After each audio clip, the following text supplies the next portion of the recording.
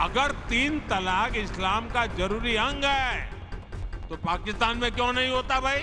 अगर 3 तलाक इस्लाम का जरूरी अंग है तो इंडोनेशिया में क्यों नहीं होता?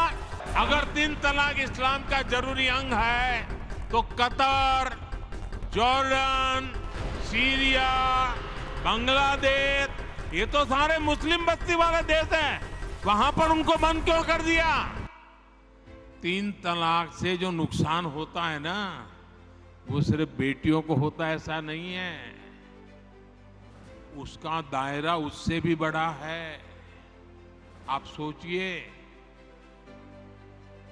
बहुत ही अरमानों के साथ बेटी को शादी कर करके ससुराल भेजा हो और 8-10 साल के बाद 3 तलाक कह करके उसको कोई निकाल दे, तो उस माँ बाप का क्या होगा जिसके घर में बेटी वापिस आती है? उस भाई का क्या होगा? वो भाई, पिता, सब उस बेटी की चिंता में इतने दुखी हो जाते हैं। इसलिए 3 तलाक से सिर्फ बेटियों को ही अन्याय होता है इतना नहीं, पूरे परिवार तबाह हो जाते हैं, माता, पिता, भाई सब दुखी हो जाते हैं। और देखिए, दुनिया के अनेक मुस्लिम बहुल्य देश, इसका इस्लाम से संबंध होता तो दुनिया का कोई मुस्लिम देश 3 तलाक खत्म नहीं करता।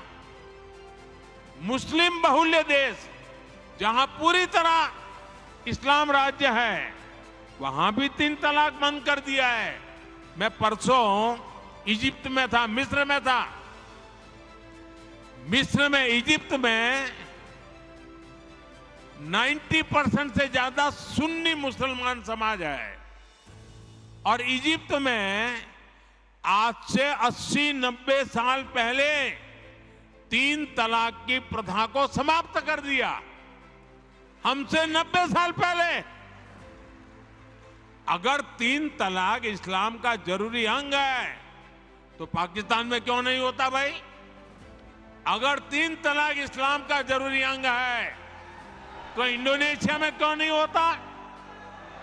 अगर 3 तलाक इस्लाम का जरूरी अंग है तो कतर, जॉर्डन, सीरिया, बांग्लादेश, ये तो सारे मुस्लिम बस्ती वाले देश हैं, वहां पर उनको बंद क्यों कर दिया?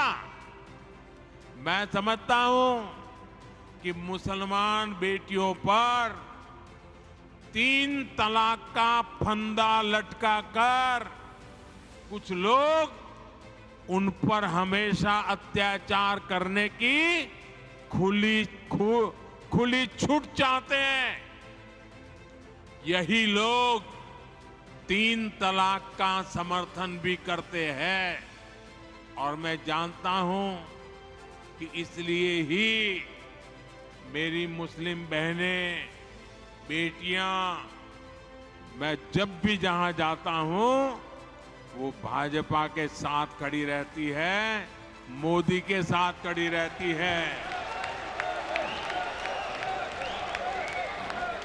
साथियों, भारत के मुसलमान भाई बहनों को भी ये समझना होगा कि कौन से राजनीतिक दल उन्हें भड़का करके उनका फायदा लेने के लिए उनको बर्बाद कर रहे हैं।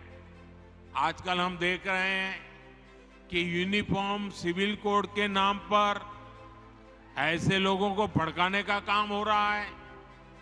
आप मुझे बताइए, एक घर में परिवार के एक सदस्य के लिए एक कानून हो, परिवार के दूसरे सदस्य के लिए दूसरा कानून हो, तो क्या वो घर चल पाएगा क्या? कभी भी चल पाएगा क्या? फिर ऐसी दोहरी व्यवस्था से देश कैसे चल पाएगा? हमें याद रखना है कि भारत के संविधान में भी नागरिकों के समान अधिकार की बात कही गई है। मुझे लगता है, यानी देखिए, हमें थोड़ा अध्ययन करना चाहिए। मुझे लगता है कि जो भी 3 तलाक के पक्ष में बातें करते हैं, 3 तलाक की वकालत करते हैं, ये वोट बैंक भूखे लोग मुस्लिम बेटियों के साथ बहुत बड़ा अन्याय कर रहे हैं।